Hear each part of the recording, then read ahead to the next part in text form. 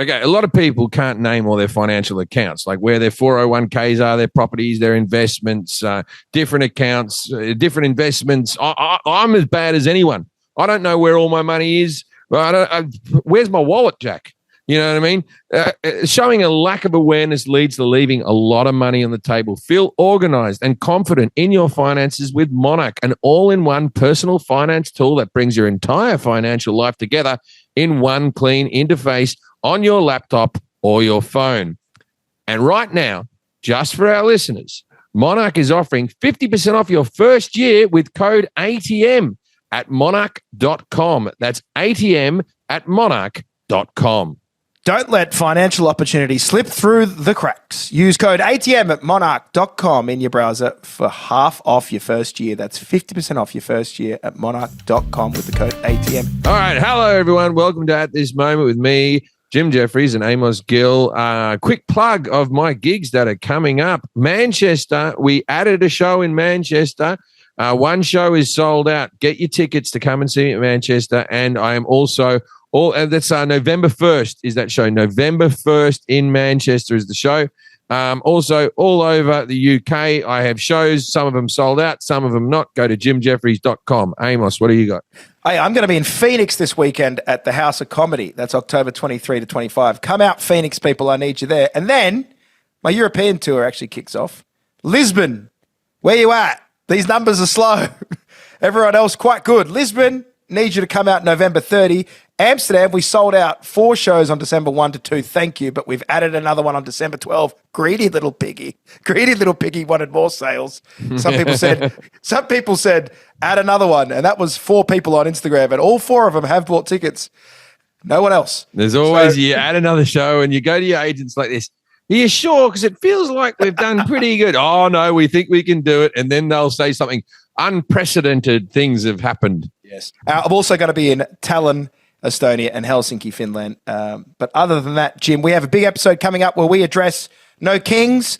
We have a potential solution for an American royal family. We'd love your thoughts on who you think the American royal family should be. We also discuss the biggest heist in the world since 1912, the robbery of the Louvre.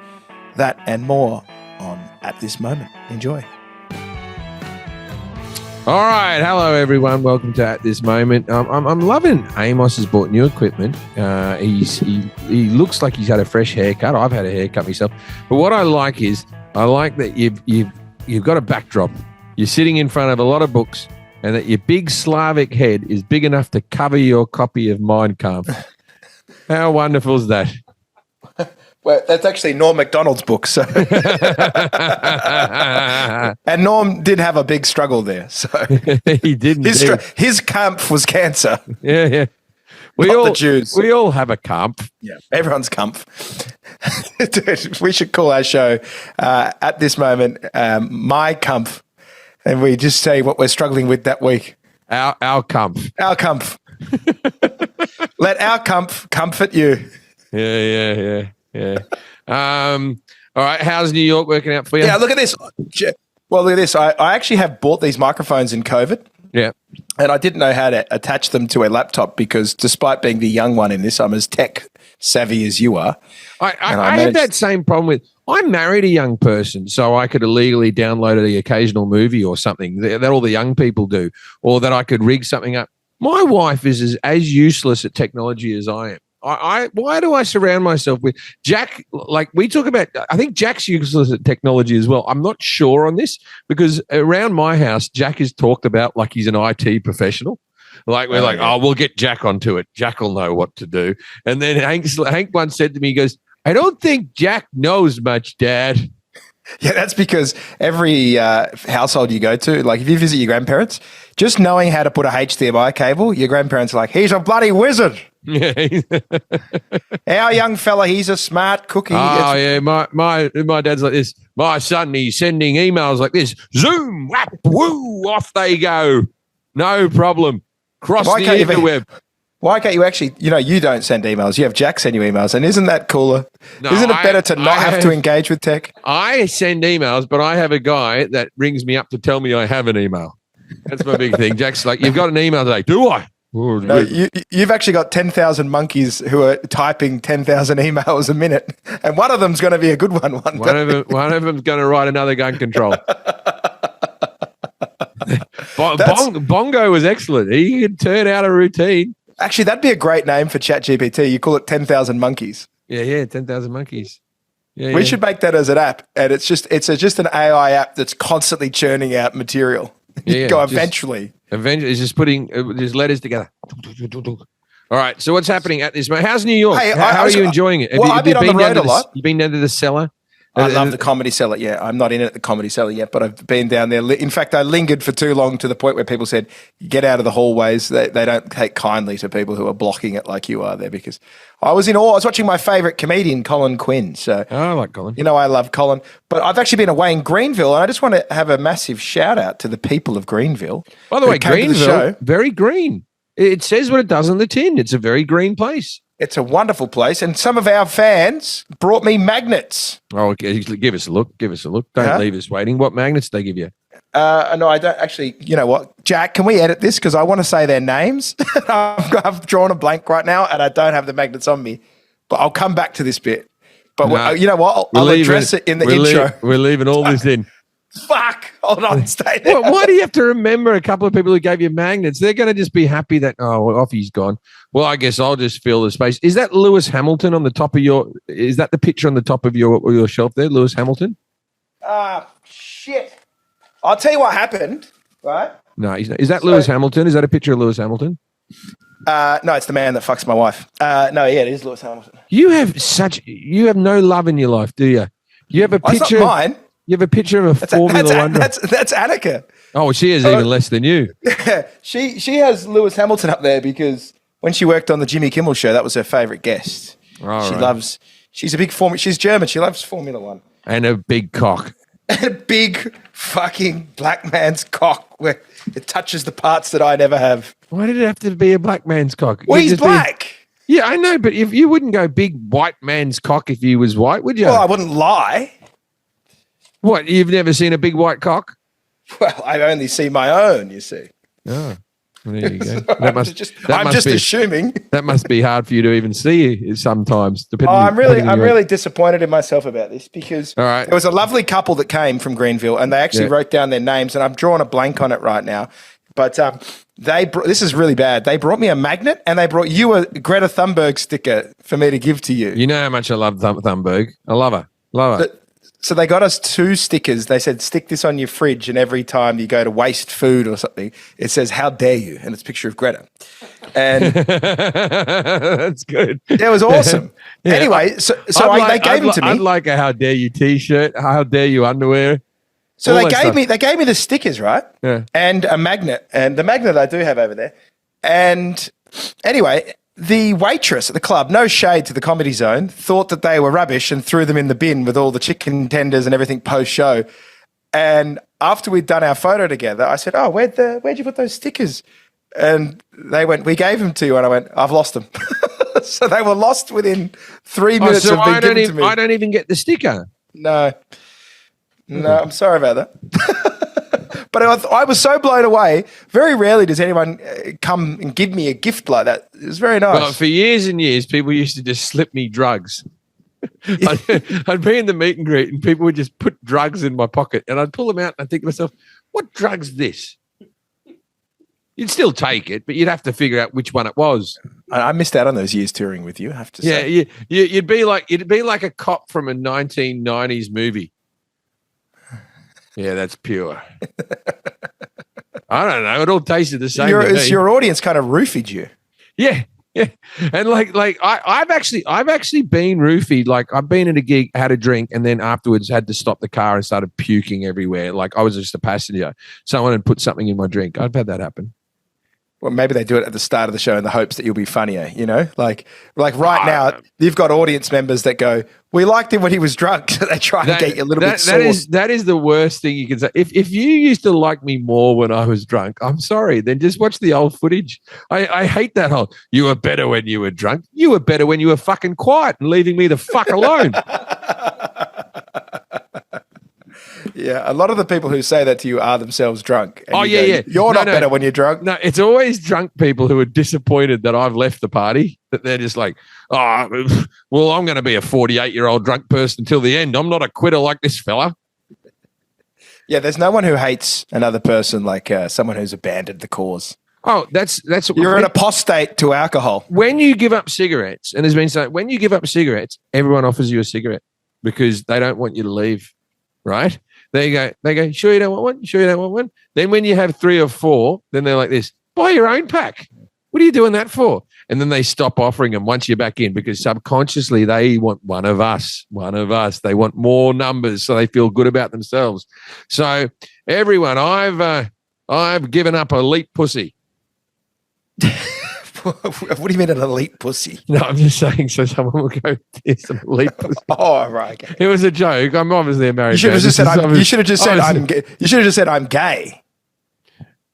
Yeah, that would be a lie, though. We all know that I'm a raving heterosexual. You are raving. Also, here's the thing you asked me about New York. I had a thought today. I was wandering around. I get being a Hasidic Jew. Do you? Yeah. I don't even need you to expand. That was enough of a sentence that we can move on. I really get it. Why do you get it? Why do you get it? Because you don't have to choose your outfit every day. Well, not only that, I'm currently debating on closet space. No one's going to pickpocket you because they know there's just like a hanky in there or something or whatever those bits of thread hanging out your pockets. Like, people both leave you alone and they're not like scared of you, but they also are weirded out by you a bit.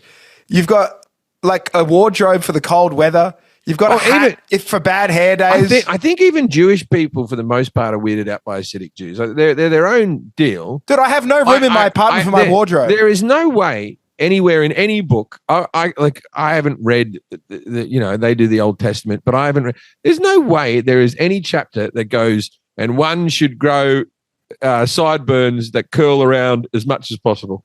There's no God that wants that. It's not that dissimilar to being an Aussie man at the moment because Australians have weird haircuts and strange facial hair, and you can always tell an Aussie. Yeah, you can tell an Aussie with the mullet and the moustache. It's the mullet and the moustache, but also I can tell the women just by the way they're looking at everything with disappointment. Australian women just look at everything like this. Oh, it looks better on TikTok. Yeah. Oh, don't. I queued up a long time for this cookie. There's always something they've seen. They come to America and they don't like. But I think that they are missing a trick because I want to know where the tunnels are. That's what I'm hoping. I said to Annika today, she's got a week off work. I said, let's go do those sideburns work as drill bits? I just want to know where the Jewish tunnels are. What Jewish tunnels? The tunnels. What tunnels? What are you talking about? You've forgotten when all those Jews were tunneling under New York? Oh, I remember the tunnels. What were they tunneling for? What was all that about? We still don't know. They were trying to get to one synagogue to the other or something. I think it was to breach COVID laws. Yeah, that's right. During COVID, they all had tunnels so they could all meet up and they decided to dig under the ground like moles. Yeah, I remember I've got a Jewish friend called Michael Shafar, right? He's quite Jewish. And Does he take jokes to Shafar? He called me and goes, the tunnels are killing us, brother. It was like, this is a hard day to be a Jew, man. Like, just to watch Hasidic Jews popping up from the ground is just, like, if you found out in Los Angeles, there was a series of Australians who were camping inside the sewers. Yeah. That's kind of us in Venice Beach, to be fair, just sleeping all over the beach, thinking we're the next Hemsworth. Yeah, do you reckon there was a meeting at the synagogue where it was like, all right, who fucking told about the tunnels? Yeah, you don't come up in the daytime. Yeah. Or do you reckon they were digging and accidentally met another group? Yeah.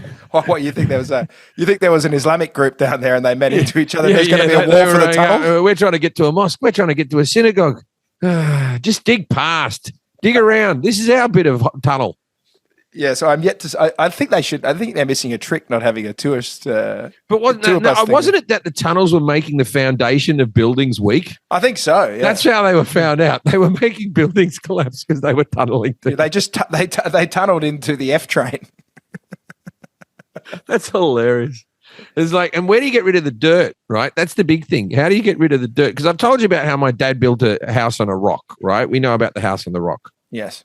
For the audience who doesn't know what happened, my father built a house on. There was a rock on our block of land. My dad built walls around the rock, so it made it look like we lived in a 2-story house. And you'd open a door, and there'd be rock, and then there'd windows, it'd be rock. And so what happened is my dad bought a jackhammer and started jackhammering into the rock. But then it's like the Great Escape. Getting rid of the rock was a big problem. So my dad got rid of all the fences around our house and started building rock walls, like if you were looking at farmland in Scotland. Right. Right. Then, Hadrian's Wall, you had. Yeah, Hadrian's Wall. And he'd put them all together, bits of sandstone. He'd put them all together and bits of rock, and he'd make the rock. And then what happened was he built a rock pathway out to our mailbox, just to make it more enjoyable to walk and get the mail. But that didn't use up enough rock. So he started to make it a curvy pathway. Then what happened? Whenever you had like your waste paper basket or your bin in your room, your little bin in your room, and you went to throw something out, Dad would go, "What do you think you're doing? Come back here." And he'd throw 2 rocks in. Just throw a couple of rocks. And you'd bring them to school every day. And yeah, you'd bring a rock in your school bag to get rid of a rock. It was just like the Great Escape, getting rid of rocks. One time... I would imagine, though, the Hasidic Jews just polish them up and sell them at their jewelry stores. Well, I'm just saying this. My dad just got rid of... No way, Moss. No, they have the Diamond District. No. It's yes. No, it'd be a bloody hell diamond. Diamond. So my dad, that was just a little amount of rock, and that took decades. Well, at least a decade of rock removal. And one time he put too many rocks inside the bin, and the wheelie bin came out with the claw, the truck to pick it up, and then it lifted it and it struggled, and then the whole thing the hydraulics went bonk like that, and the bin hit the ground. Rocks started rolling down the hill. We lived in a hill, and then the fucking bin man got out and said, "You fucking filled the fucking bin. It's always too fucking heavy, you dumb fucking cunt." Like this, start throwing rocks at our house, right? My dad's in the garage doing carpentry, and he just shut the door as the rocks were coming in like Indiana Jones. You don't realize, by the way, until you try to dispose of things, how hard bin space actually is to come across. Like when I had the comedy club and we were trying to get rid of just boxes of booze, half my week was disposing cardboard boxes into strangers' bins at the middle of the night. If you miss bin day around Christmas, right, because there's always one day that's just taken off the calendar, and you've done a big meal and everything like that, and you've got fucking turkey carcasses and shit in your bin, you're fucked. You're fucked. There's going to be flies. It's going to fucking stink. It's going to be worse in Australia than it is here. But you miss one bin day. I had an Airbnb in Sydney, and we missed a bin day, and each day was just me just driving around the suburbs trying to find an empty bin or a skip to throw an extra bag in. And you feel real nefarious about loading up someone else's bin as well. It's a terrible move. I wouldn't forgive someone who did it to me. Right? Have you been caught putting bin in someone? You have to wait and see. The bin's been sitting out a bit too long. But you try to find a public skip that'll, a public skip. That's what each town's river is for, and we've always known that. But from the 26th to New Year's Eve, all I was doing was driving around Sydney looking for bins. Comedian Jim Jefferies arrested filling up a bin with used prawn heads. Prawn heads will kill you in the heat. That's a biological weapon. Yeah, that one will fucking do. Well, see, I have problems in my neighbourhood because my bin days today, actually, the bin goes out. And then when the bin goes boom and dumps it, the lid's always left open. And that seems just to be like people who have dog shit bags, they just throw it in there. And so that means I'm starting off my week with a bag of dog shit at the bottom. Wow, Jim, it really sounds like the troubles in your neighborhood rival that of the south side of Chicago. Let's get some help for the Studio City. There's a boat that keeps... My hood's under strain. Someone keeps parking a speedboat around town, and so the way to get rid of it is we're going to put a sign on it that says free boat. You put free anything, someone will just pick it up. So my point is I get the Hasidic Jews, I like uniforms, and I also like the idea of walking and going... Also, you look good in black. He's one of us. That must be nice. All right. Because when I see a guy wearing a Tottenham Hotspur shirt, I'll always wave at him. Okay, so here's one for you. Are you allowed to dress and do the hairdo of a Hasidic Jew and just go, "No, I'm an atheist, but I like the look"? So you're saying Hasidic face? Yeah. Are you allowed to just go? I imagine so. And then they come over and talk to me, And they're like, "Where's your Torah?" And I go, "I've bloody left it at home." No, you go, I think it's all rubbish. I'm not into it. I just had my Norm Macdonald book, which also has that little bit of dangly shit. But can't you just like the look? Is it impossible just to go, I like the look? Well, when I was with you in Rome, remember we were walking and we found a shop that sells the gowns to priests and to cardinals? Yeah. And I was like, is there a license I need to show to buy this, or can I be? And then we were thinking, oh, hold on. The ones that did have the license are the ones that did all the crimes inside the uniform. No, it was like, that shop that just sold school uniforms? Yeah, or it was just a school uniform shop. Or just a shop that just sells dance stuff. There's a shop up the road from me that's called Tutus, right? Yeah. And it just sells ballerina gear for kids who are in dance class, right? Or there's one that just sells you karate gis or whatever. This one just sold Archbishop stuff. But Jack, I'm telling you, you think it's just going to be like a black gown. He had it in purple. He had it in yellow. He had collars of different shapes. Yeah. He had pointy hats. He had rounded hats. He had flat heads, all the best stuff. Then he had those incense chains, the ones that you swing like that. Like I'm not a Catholic, but I wouldn't mind an incense change every now and again after my wife comes out after the bathroom. Imagine standing at the front like that with an incense chain. You know how they have stolen valor if you wear a military uniform to get on the plane? There must be something like that in the religious world where it's like, you're not one of Tell us. the story of your father-in-law on the plane with the seat. That's one of my favorite stories.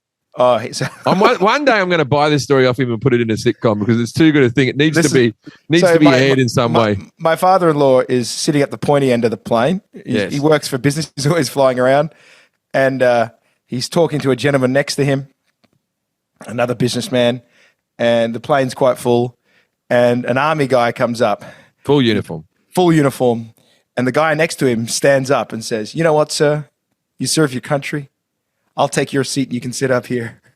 And Anton looks and he's like, "Oh, what a lovely guy. It was nice of you to do that."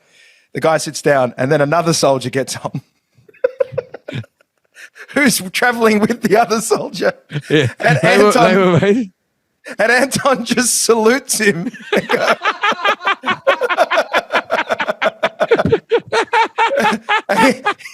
"I'm not a U.S. citizen." With a German accent. We were at war once. There were other cunts in business. They didn't do anything either. You don't have to give it up. Who would I give up a business class seat for? She's not many people. Bloody hell. I never understand the giving up of the seat. I don't understand. I got asked the other day. I was sitting on the window and there was a lady sitting on the aisle and then there was a seat between us, free. Yes, the middle and her seat. friend sat on the aisle in front of us and they kept turning around to talk to each other. And the lady said, "Would you mind swapping with my friend so we don't have to talk like this?" And I said, "Well, I actually booked this seat so I can sleep on the window. It was a night flight. I'm going to sleep on the window. So no, okay?" Yeah. And she goes, "Okay." An hour in, I haven't slept yet. And she said, "You haven't slept? She goes, "You don't seem to be sleeping. Do you think you'll sleep anytime soon? If so, can you do the switch?" So then I was like, I'm not going to fight her. So I went, "Well, I'm about to start now." And so I just gave up on my movie and was like, "I'll fucking show you." I just laid against the window, not asleep, no headphones in. You can't. There's too much anger in your blood. Then you can't. Like I had a 6 a.m. flight, and there was the whole cabin was just you know how I am with the window shutter, right? Everyone else is the window shutter down. Make the room black, will ya? Like this, make it dark. And I said to the bloke, I said, "Hey, we're flatbeds. We all bought this flight so we could sleep on it. This is the express reason." Everyone else is squinting and looking at him and like this. I said, "Mate, can you shut the shutter, mate? We're all trying to get some sleep." He goes, "I'm the only person on the flight who enjoys sunlight, am I?" And I said, "Look around." "Yes, you're the only one." Everyone knows you have it up for takeoff so you can see different houses and then on the way down. And then I laid there, but I couldn't sleep because I was like, that fucking guy, like that, right? And then he walks up to me at the end of the flight. And he goes, "You know what? I had to think about it. You were right. I was wrong." "Good. All right, good. Good, but I didn't get a fucking wink. I was too tense. We did have a few flights in Europe where I did think you were going to headbutt someone. And you're in the right.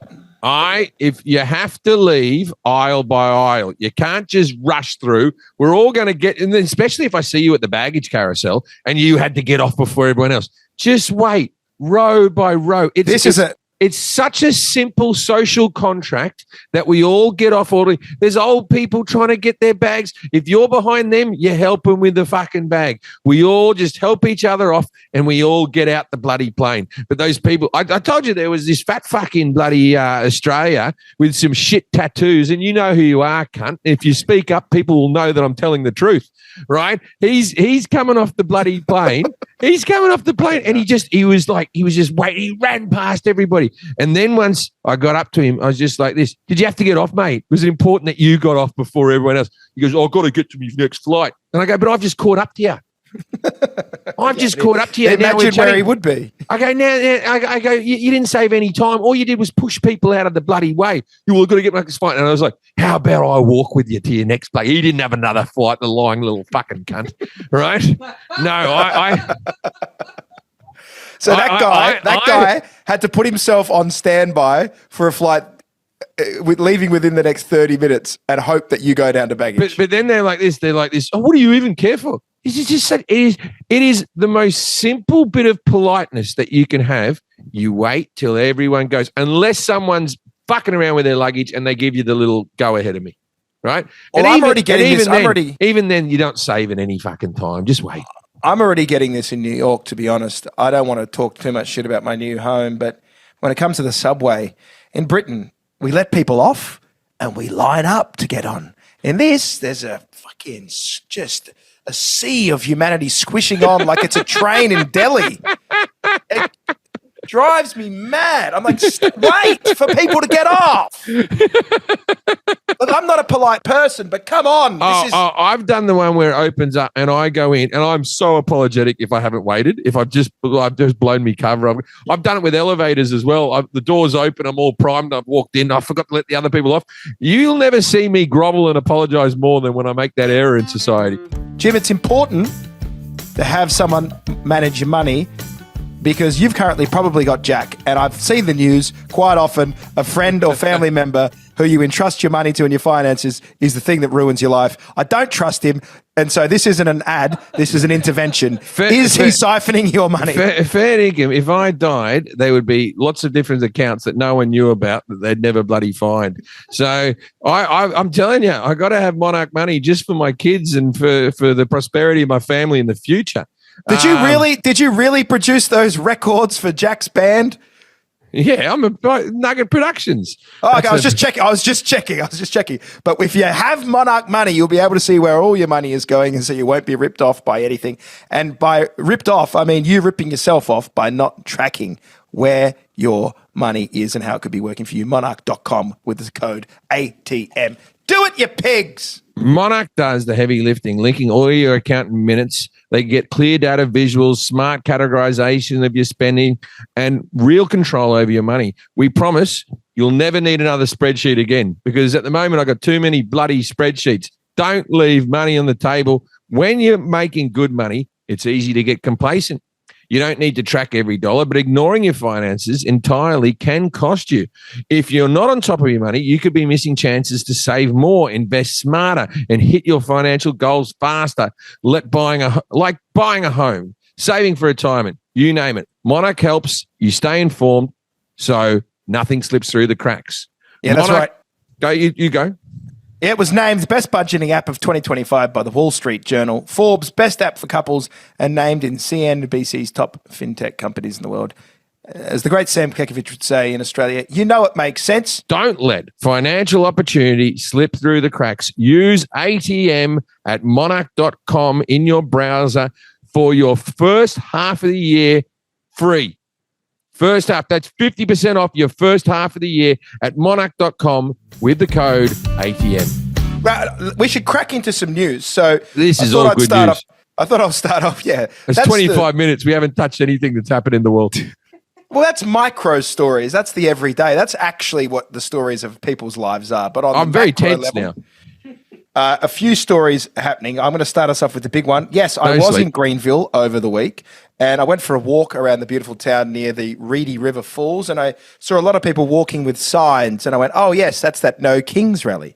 Now, I looked at the No Kings rally across a lot of the country, and I feel like many of them looked like what I saw in Greenville, which was the last stand of the baby boomer hippie, the last of the left-wing boomers. It seemed to be the predominant amount of people that I saw there were your boomer activists. I think I might have a different view on the No Kings rally than you. Okay, first of all, I wasn't a big fan of the name. I thought it was a bit, we might as well just call it the Fuck Trump rally or No Trump or whatever rally, right?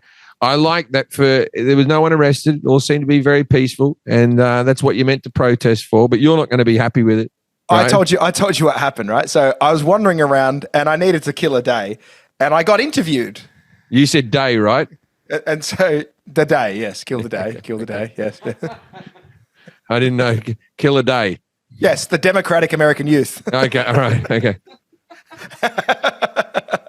And I got interviewed, and this man who was interviewing me didn't really know where I was coming from. So he goes, the No Kings rally, what do you think? And I said, I love it. And I'm on loudspeaker around here in Greenville, thousands of people very angry at Trump. I said, I agree.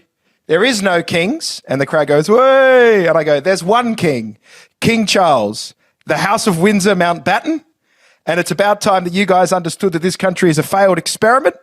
We forgive you. Come back. All hail the one king, Charles. Charles. Charles. Charles. Not a boo, not a clap. Well, this is the problem with the term, the no king type of thing, because kings, for the most part around the world, I think for the all part around the world now, are only heads of state, and they're just they're figures. They don't have any. They can't do anything. They can't change any laws. They can't do there's like Middle Eastern kings who still have some power, but for the most part, and that's what I found funny. What they wanted to say is no dictatorship. We're no dictator, because no one dislikes Trump more than a lot of British people and a lot of Australian people, and we all still live under a monarchy. Well, and this is what I wanted to talk to you about. A few things that I thought were humorous. Number one. Oh, well, I'm looking forward to this if it's going to be humorous. It's going to be humorous. Uh-huh. Oh, everyone there, if you talk to a lot of American left-wing people, yes, they're examples of countries that they respect. The Nordic nations. They love the Nordic nations, the American left countries. Yes. Very socialist countries. Kings upon kings upon kings. They love a king. They love kings. They love them. Nothing but kings. Yeah. In all of those countries. In fact, one of them, an Australian queen. Then you've got Canada, king. That would be Britain, the Australian queen would be Mary. Courtney Act. No, I'm not a Courtney Act guy. Sorry. Courtney Act's a drag queen from Australia. Okay, it's a bit of a joke. I would have gone with Ida Buttrose. But I tell you, Courtney Act is. I met him on a plane, because he's not a her, he's a him, because he's just a drag queen. I met him on a plane. I tell you what, when he's in outfit, when he was younger, not so much now, but when he was younger, very convincing. You were very good sort, Courtney Act. Anyway, the Danish people. I'm going to stop talking about drag queens. I would. Okay, well, it is becoming quite regular. It's the new Bonnie Blue. So a lot of these countries. And I've reflected on it because I myself, in my youth and probably the last 10 years, was very adamant about Australia becoming a republic. In your youth and the last 10 years. I still want Australia to be a republic. You've changed your mind, have you? No, so I was always for the republic. However, what I think is good about the monarchy, now that I reflect on it, because I was doing a lot of that thinking on the day and talking to people on the day. You get the Queen's birthday off. That's a good one. One of the benefits of having a royal family is all the pomp and ceremony that comes with being the head of state of your country is given to this hereditary line of ornamental people who have no power. This family that we gossip about, and they have all the jewels, and they sit there, and they're meant to be a throwback to a age of glory and conquest, but the actual running of the country is done by people in the parliament who we shithouse and make a fucking mockery of constantly. And so none of our prime ministers really have any of that autocratic feel about them, because we're like, mate, we'll fucking knife you and throw you out within 50 days. Whereas the royal family gets all of that adulation and love. Donald Trump does get adulation and love from his fans because he's their only head of state. There's no one else. So I was saying maybe we need an American royal family. And I called you about this and said, here's my pitch to America, is they need to become a constitutional monarchy, but with a royal family of their own. And I went, well, who should have been the king of America? George Washington. There is no Washingtons today except for one, Denzel Washington. Yeah. Could we make the House of Washington where it's Denzel? And I said, I think he's probably the most popular American celebrity. I think across the spectrum of people in America, Denzel Washington ticks all the boxes where everyone's happy with him. And if there's going to be a royal family name, Washington is probably it. Yeah. So then I Googled. Because Denzel's not up there for the royal family names. King Denzel. King Denzel. Yeah. I did some Googling on George Washington. Okay. He had wooden teeth. So other than his wooden teeth, I went descendants of George Washington. This I found interesting. Yes. Lady Diana, Princess Di, is a relative of George Washington. Okay. How? Second cousins, third removed. Let's get it. George Washington, I'm going to pull this up. Princess Diana. So, Princess Diana of Wales is the 10th cousin. Oh, well, everyone's there. I'm your 10th cousin. like George Washington could have slipped it into Princess Diana and still had a kid. No one would have been bothered. That's how I know. Okay. Because, which is kind of crazy because she's also related to the Churchills. Going back to the Anne Churchill, she's had an amazing lineage. Okay, so then you look at this and you go, well, she's also the mother of the future king. You're saying all these things, and it turns out that Ozzy Osbourne's a second cousin. Again, that connects it to the people's princess. So my point is, I went, let's get Denzel and Princess Diana and create a new bloodline, which would be Denzel's daughter, Olivia Washington. Wait a minute. You said that Princess Diana was related to George Washington. Okay, Denzel Washington isn't related to George Washington. It's just the same name. I know, but what I'm saying is we need to blend together. So I think Denzel Washington is the black part of this, because black people play an important part in America. Is he? I was thinking of someone else. Who's this bloke? Okay. And then George Washington represents the white America. Yes. And that's Lady Diana. She's obviously dead, so we go to William. So William marries Olivia. So William shags Denzel Washington's daughter. Yes, and that's how we create the new House of Washington, which is also a subset of the British Crown. And so in many ways, we do revert back to them having an English king. I don't see how this wouldn't happen. I think this is pretty much in the bag. Well, unfortunately, Kate's in the way at the moment. This is the problem. Okay, so as I said, the march should have been called No Dictators. I agree with the sentiment of the actual march. I think the No Kings thing was a bit of a silly, but I do appreciate that many people showed out. I like when the people hit the pavement. But the royal family thing, the Americans enjoy the British royal family more than the British people enjoy it. Yeah. They fucking love it. And also, throughout history, this isn't the first time. The Democrats had the Kennedys, and the Kennedys were seen as the royal family to go on it's Camelot.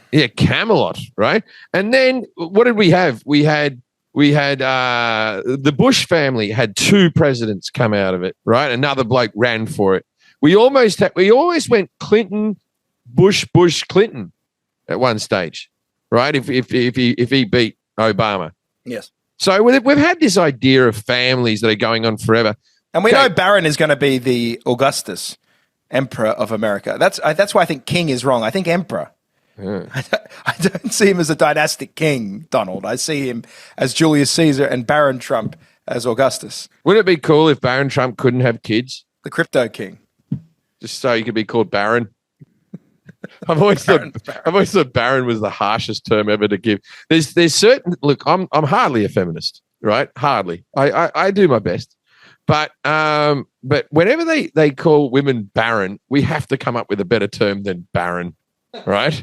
Baron is as offensive thing as you can say to a person who But to a man, it's a beautiful name. You're a baron of industry. A baron. He's a baron. No. She's a baroness? Yeah, baroness.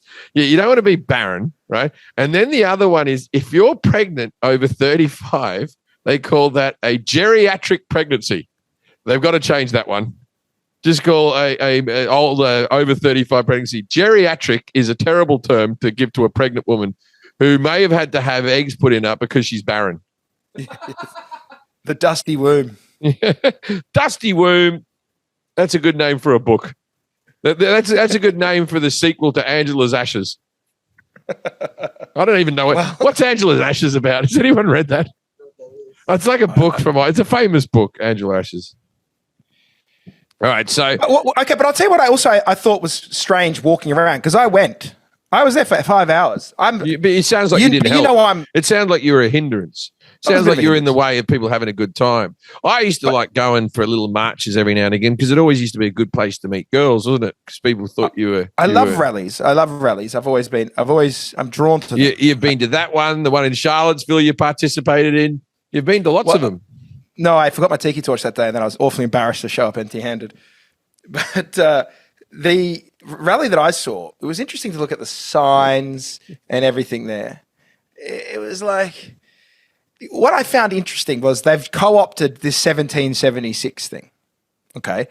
But a lot of the people on the American left have spent the last 10 to 15 years of my lifetime telling me that all of these founding fathers were pieces of shit and their statue should be torn down. Now all of a sudden they're like, what would Thomas Jefferson think of this king? And you go, you wanted him removed from libraries and thrown into the bin. That's not everybody who thinks that. That's not everyone who thinks that. But a lot of the more radical people were very happy to tell us that the founding fathers were white men, evil slave owners, and all of a sudden they're very happy to say who didn't like kings. I go, hold on. Don't co-opt those. You hate those guys. Don't bring them out and try and use them to win an argument. You don't like them. Come on now. You're being silly. You're being very silly. You're just saying things now. Who are you talking to? Well, I'm talking to a mythical left-wing person who's wearing a balaclava. There's a woman in front of you with a fringe that's cut like this, right? That's cut all the way like this, that you've got, come on now. Admit you're wrong. Admit you're wrong. You're all right. Tell me you love Thomas Jefferson. You love him. You love his plantation, do you? You love it. No, it was just fun to watch them. Everyone maneuvers so quickly to win an argument. You know, we're all hypocrites. That's one thing. Okay, so what would Thomas Jefferson think of Trump? Why would they have look? He's keeping some of the right side deals there. You know, he's keeping the guns. They love the guns, all the things. He might bring back slavery. They were into that. If he has his way. You also like, you can't talk about getting rid of guns and then say you're ready to have a violent revolution like the American. They never said it was a violent revolution. Who said it was going to be a violent revolution? Oh, they want the violent revolution is coming. Who are they? Who are these groups? That's why they made that movie Civil War and why they're making that Leonardo DiCaprio movie, which is about people on the left wandering around with guns, taking on the government because the evil government's coming to take away your next door neighbors, and you have to arm yourself and be ready for a fight. That's why you have the guns, in case there's a tyrannical government that you need to turn on. Trust me. That's what I'm saying. I've had this yelled in my face many times. And what I'm telling you is the left is finally starting to sound like the right from years ago, where they're like, we need to arm ourselves because the tyranny's coming. So everyone chops and changes depending on where the power vacuum is at the time. That's all I'm saying. It's funny to watch them finally loving guns because they're like, we're going to need them to protect ourselves. Don Lemon was saying the other day that people of color should get guns in case ICE comes to take them away. Well, if your government turns against you and you are a citizen in the country, that I would argue that is a time that it should be used. Now, if it does happen, if some ICE agent gets shot, that's going to be a soundbite of mine they're going to play. But that's when people use the gun argument. That's what they say. They say defend yourself against a tyrannical government. And unfortunately, you and I can agree on one thing, which is good luck. when your iPhone has been taken over by Palantir and the government blows up the government blows up your head by calling your phone because they've got a pager like the IDF. I'm turning on the government that has drones and all this type of stuff, and that you're going to do something is ridiculous. But people believe it. So I've fought these arguments many, many times. There's no way around it. That's what people think. Yeah, and I don't know. So did you see much of the rally? It was peaceful. I watched bits of the news. There was no arrests. That's pretty good. It was peaceful. It was listen, I love personally. I like anyone who's engaging. And we need people engaged. Let's give a shout out to the left and the right at the moment. Let's give them a little shout out to the left and the right, because with all the hysteria that's happening in the government, and after Charlie Kirk was assassinated, the right didn't riot. They didn't kick off, and they didn't do anything. And then during the No Kings March, no one got arrested there either. I think I'll tell you something right now, though. Well, you can't help. I think the public are behaving better than the politicians. You can't help. When I was in a bowl, right? Why were you in a bowl? By the bowl, I mean like in the way that the Hollywood Bowl. You know what I mean? Like there's a valley. So you weren't like surrounded by salad or anything. No, I was not. I was not made as an appetizer. Everyone who was listening to you thought you were in a large bowl. I was smoking an enormous amount of meth. You need to be more exact. That was ridiculous. I did think about it a few times though, mate, because there was a lot of police. It was a tree line. Yeah. And I just thought, like, there's all these people protesting. If there was one fucking lunatic in the town of Greenville, which does go both ways, South Carolina, and it is a state with open carry. I think they have open carry, or they have very lax gun laws, because it's the kind of American town where when you walk into a cafe, they go, please don't carry your gun. And out of all the heads I've seen in my world, yours is the biggest target. That's what I was. You couldn't miss it. People I'm would DK use, mode on people would use your skull to shield for themselves. Gather around the Slavic head for protection. That's what I felt like, dude. I felt like this could kick off. It felt like a time. Don't be a troublemaker. I didn't want to be down there making a fool of myself, yelling about King Charles, which I did do for too long, to the point where the bit was over. People do you think these protests do anything, or do you think in a modern era of social media where people can just flood comment sections and you can make a petition and get them all signed in an hour, that because you can get so much done on the internet, right? Do you think that I think it's still important to see people out and about? I think it is too, but I'm just playing devil. Do you think Trump saw that and gave a fuck? No. I think he gives a fuck about everything. I think maybe he did. I think he would probably be zooming in on them going, ugly, a lot of uglies there. Look at this, old ugly bitches. Who are these hairdressers? They can't cut a fringe. Wow, that's a really fat guy. How much did George Soros pay that guy? All right, let's off the Kings. What other news stories have we got? No, there was one last thing I wanted to say on that, which was, if you spoke to a lot of people at the rally, which I did, because I wanted to talk about it on stage, I would say to everyone, and this is what I'm deeply fascinated with about all countries, not just America, is they all said, fight for democracy, preserve the system. And then you say to them, how do you think the system works? And everyone says, it's shit. Everyone you talk to on every side says, the country's failing, democracy's failing. And that's in the UK, Canada, Australia. Most of the Western world is going, democracies aren't working anymore, they're failing.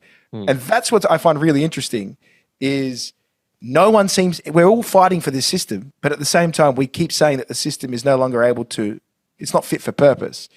And so that's why I do believe something is coming that is autocratic, and that's either on the left, the right, or a technocracy, where we simply can't have this toing and froing, particularly fighting against China, which is a powerful state that has one-party rule. When we go left for a bit, and then we go right for a bit, and we're kind of unable to fight against these autocracies when we're tearing ourselves apart internally. I think we just all vote through our phone. Like seriously, our phone has like an IP address like anything else. It has your thumbprint. It has your facial recognition. We don't need to do anything. Just vote on your phone, yes or no. And we have elections once a month. Just see how everyone goes. Throw in a new bloke once a month. Bang, off we go. Yeah, not working. Don't make me swipe left on you. Oh, you're gone. Yes.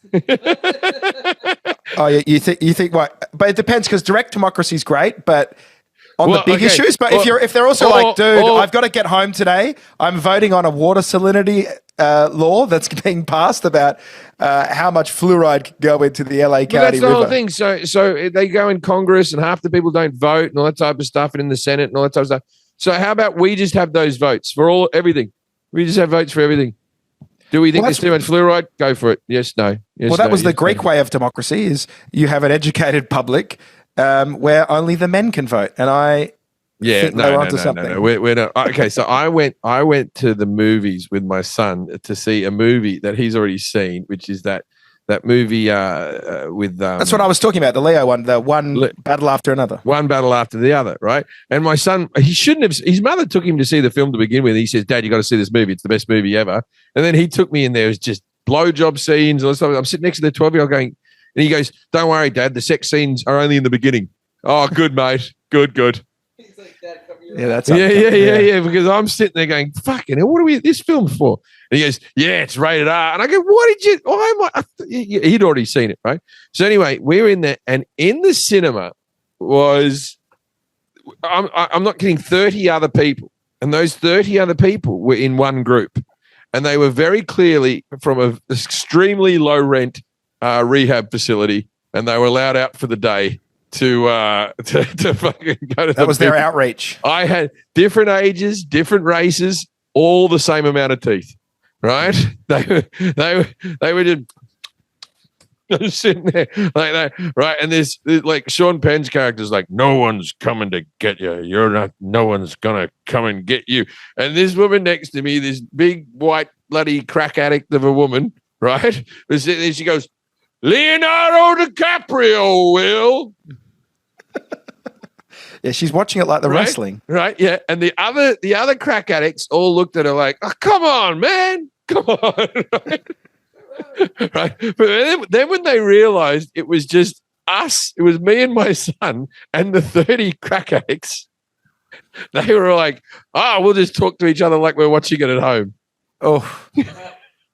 Again, the breakdown of society. Yeah, like if I could have voted, but my point is they're allowed to vote. Their votes are the same as my vote. Same vote. And my son can't vote at all. Well, you know, we had this phone call yesterday about this movie, and I went, "I'm going to go watch it." So Annika and I, we went down to the movies. Yeah. Just like one of the Regal or one of those chains. Like, yeah. So we go, "We'll just get 2 tickets, please, to One Battle After Another." The guy goes, "Oh, okay, no worries. $72 US. So what? I looked at Annika and I said, "I'm sorry, we're not going." And she went, "I'm with you 100%. I went, I said, "What do you mean, mate?" He goes, "Well, it's the big screen. It's like a special screen or some shit." I go, "You got to sell me harder on it than that." He goes, "Yeah, it's like a heaps good, a loud one. It's a loud one or something." I went, Are you, nah, dude. Okay, do you know how much it cost me to see it in LA? The How two much? tickets came to under $20. Under 20. Under 20. And you paid 70 something. No. I abandoned it. I said, "That's ridiculous." And we walked out and went to an indie theater. Okay. We go to a small independent. We walk about 3 blocks into the West Village, go to one of those small art house type cinemas where all the other posters were for French movies or Italian pornography. You know, those kinds of cinemas. Yeah, I know those ones. Yeah. And we bought the tickets for $15 each, and we got popcorn, and Annika goes, "Can I get my butter?" Because, you know, she's a Midwestern swine. We've discussed this. Yeah. She wants They go, "We don't do that." They gave her a salt shaker. Okay. This is how low rent this theater was. They're trying to help people out. Yeah. We walk into the theater. The screen was at most 70 inches. Oh, really? It was one of those ones where you're like, I'd be better off watching this at home. So I sat down and Annika goes, "Do you need me to Karen?" I said, "Yeah, I think so. I don't want to sit here for 3 hours." So she went out and said, "We were under the impression that it would be a bigger theater." And he goes, "Yeah, we hear that a lot. I'll refund you." So we just ended up walking around New York with our popcorn and Twizzlers and saw no movie. And you still haven't seen the film. Still haven't seen the movie. It's a really good movie. I'll tell you, One Battle After Another starts with watching the movie for a fair price. A fucking dystopia that I live in. No, New York, 70, that's 70 something. That is criminal. That is criminal. I've started saying things. That's how I know I'm getting old. I go, imagine if you had a family. Oh yeah. Back in the day, because I always used to say this about like like one of the famous things for old men my age is that when we see kids, we tell them that we had no trophies. Right? My kids, back in my day, we didn't have trophies. We didn't get participation trophies. You had to actually win something. Load of bullshit. We all had trophies. My room was filled with soccer trophies. You had ribbons and trophies. Every time I played soccer, they gave me a trophy at the end of the season. I was the worst soccer player in the world, and we all got something. I wasn't a bad goalkeeper. But it's more the baby boomers go, you guys got participation trophies, and you go, you got a house for $23. So, my dad bought our house for $16,000 and it still took him 30 years to pay the mortgage. Yeah. It's like, mate, I participated in the soccer league. You participated in the economy and got a fucking home. So you settle down, son. Yeah. And they were just fucking ruining the ozone layer and throwing garbage out the window of their cars. They were fucking hopeless. I got to move on to another story before we get out of here because I know you've got a heart out today. You've got a life. I'm going to go see me son play for sport, yeah. Which is lovely.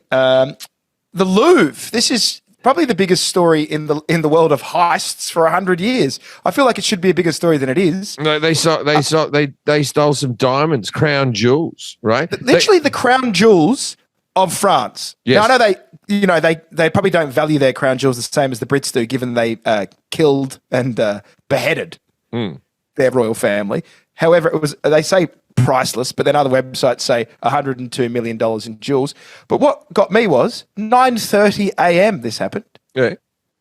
They got a car with a ladder, angle grinded into a window, walked in there, and they were out within 6 to 7 minutes onto mopeds, in which case they stole 9 jewels, dropped 1, got away with the 8, and made the one that they dropped made one car crash in a tunnel.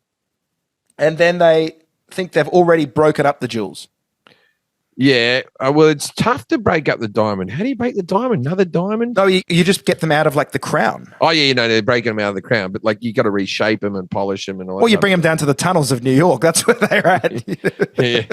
Well, you want to hide them. Okay, so I was talking to the wife about this. They only stole the jewels because they can do it. Like, do you need any protection for the Mona Lisa? All you need is protection so that someone won't throw paint on it. Right? I think the Mona Lisa was actually stolen before. I know, but at the end of the day, you can't sell it on. There's no point. Yeah. Even if there's some Dr. Evil who wants to have a basement where he gets to look at it whenever he wants, and it's all it'd be like Roman Abramovich on his Russian yacht. He has it in the toilet. Yeah. As a fuck you to Europe, you know what I mean? But you can't. I don't believe that. I believe artwork's very hard to steal. We have a friend, an Irish friend, who knows a lot of information. And what did he say the other day when I said artwork? No one steals artwork. You said no. In the underworld, the narcotics dealers, they use them as collateral for deals. They use them for collateral for deals. But original pieces of art, you can't fucking move them because it's just like this is the original piece. And then it's like, wasn't this just reported stolen? Yeah, but what are you going to do? What are you going to do? Pretty good to have it in your house, though. If you know what I mean? If it's just like you're in a 2-bedroom flat somewhere in out of France. If you could have any piece of art stolen and in your house, what would you have? The Blue Boy. I love the Blue Boy. I'd have Starry Night. You'd have Starry Night. You're a big Starry. Yeah. I love that. You get Starry Night and I'll get the daffodils. All right. We'll trade. We'll do 6 months. The sunflowers, you mean? The sunflowers, sorry, not the daffodils. So this is what I wanted to tell you about this because I can't let a story go without a bit of sexism in there because it's our brand. Sure. So let's just... You hear that, ladies? Goodness. Hey, you've got to have a unique angle to the podcast. Yeah. It can't just be 2 guys talking. Okay. We should change the name of the podcast to the Greta Thunberg Experience. How dare you?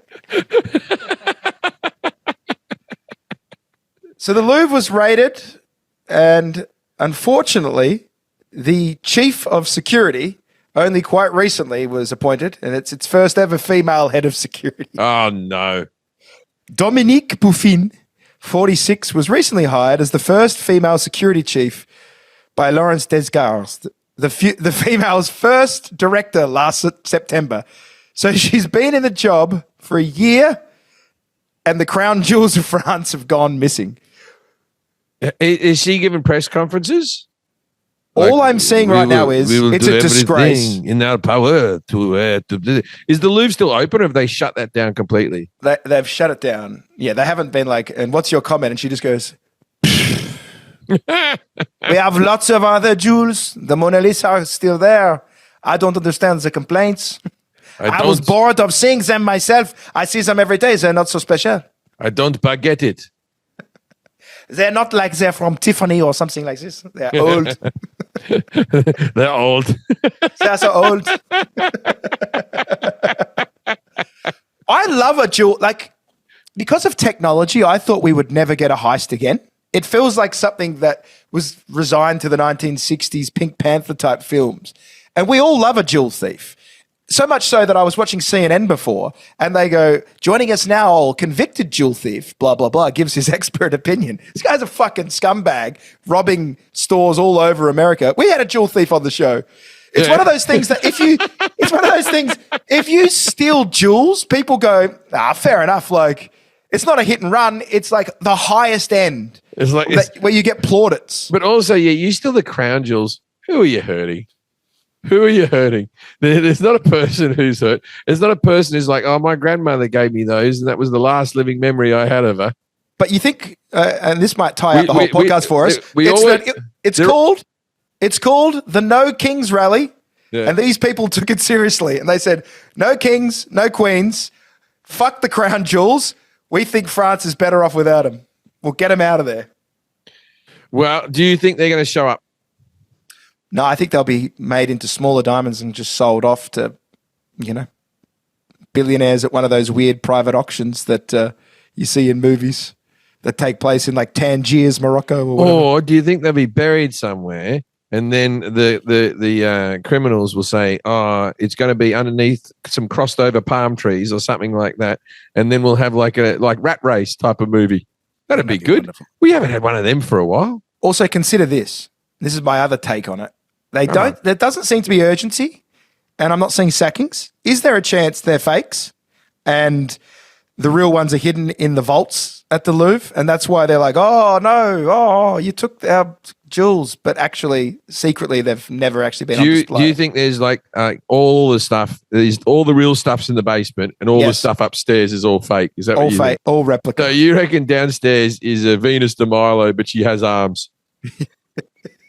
And the fake had the arms knocked off. Yeah. I don't know. It feels like it's an inside job of some degree. Maybe someone who's working there knows it's like an insurance hit job, or they're going to get a cut.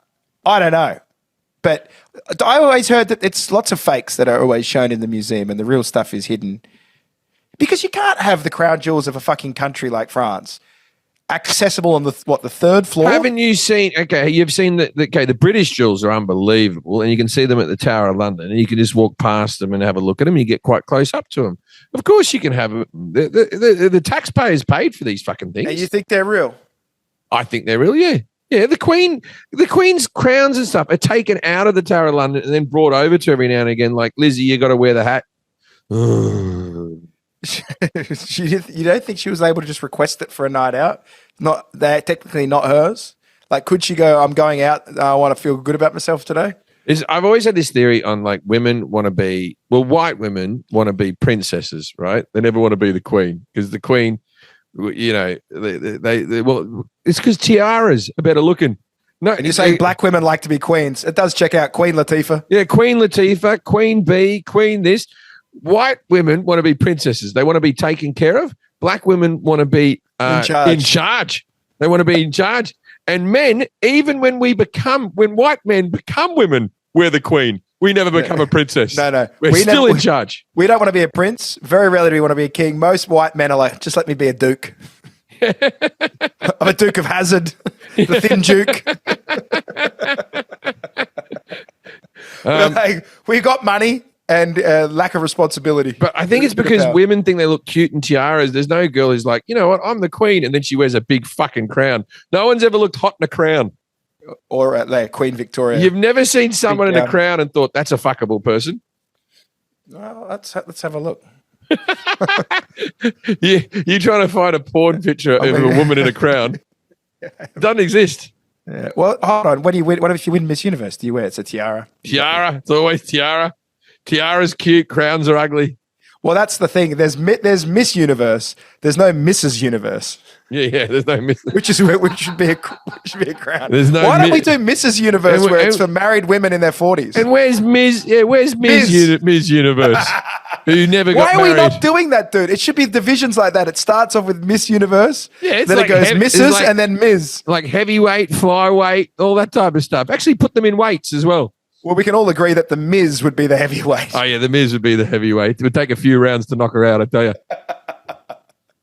At the Miz universe, they don't debate or give their, they don't speak about what they would do for the world. They fight each other. Yeah. Or how about the Them They universe? No one ever has the Them They universe. Until they start to, we haven't got a non-binary beauty pageant yet. There would be. I reckon there would be. Just without big. I reckon it's the same as the normal pageantry, but no bikini section. Their universe. Yeah. They call it the tucket. They hold it in Nantucket. All right. Okay. That's what's happened. We're in trouble for several reasons now. Time to go. Yeah. So anyway, bring back male security guards at the Louvre. That's all we wanted to say. In the same way that they had a female Secret Service agent and the White House got raided and breached for the first time when that was under Obama. Remember that?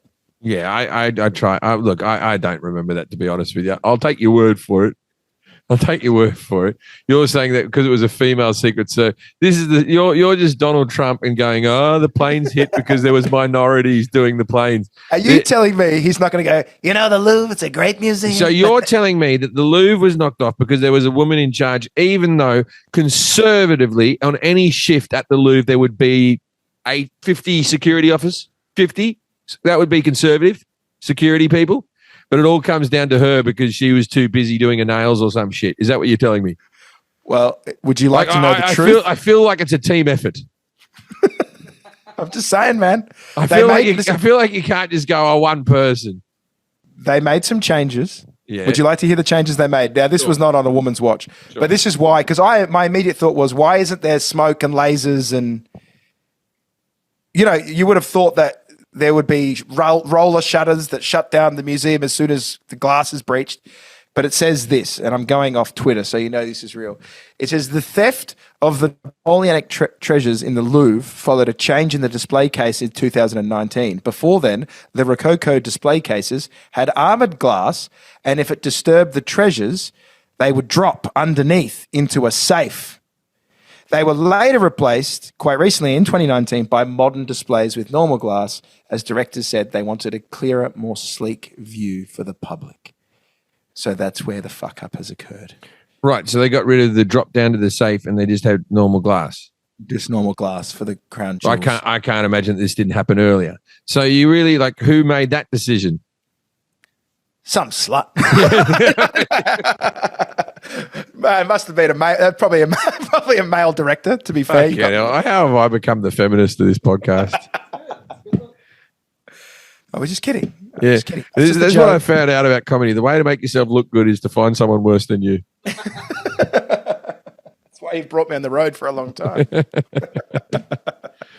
Well, that's what's happening at this moment. We could have gone into Kevin Rudd, the Australian ambassador, being mocked, but if you haven't seen it, just watch the clip. It's hilarious. Yeah, he's not a liked man in Australia. So the Australian left and right are kind of enjoying watching Kevin get his pants pulled down. And Trump was doing his best thing that he does, is where he just says things off the cuff that's a bit stupid and goes, "He's not a very nice man. Don't like him. He doesn't like me. I don't like him."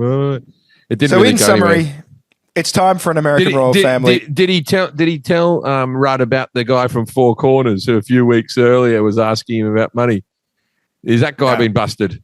That guy's been busted. But Donald doesn't like us Aussies at the moment. No, he doesn't like Australians. He does not like Australians. He thinks that we talk shit about him all the fucking time. I had some Donald Trump routines that went fairly viral for me, right? I have no doubt in my mind he's seen the routines. If I ever met Donald Trump, he would have opinions. I'm sure of it. He's a nasty guy. Nasty guy wants to take away your guns. Not a good guy. Not a good guy. Yeah. All right. Well, all I can say is arise. King of America, Denzel Washington. Good night, Australia.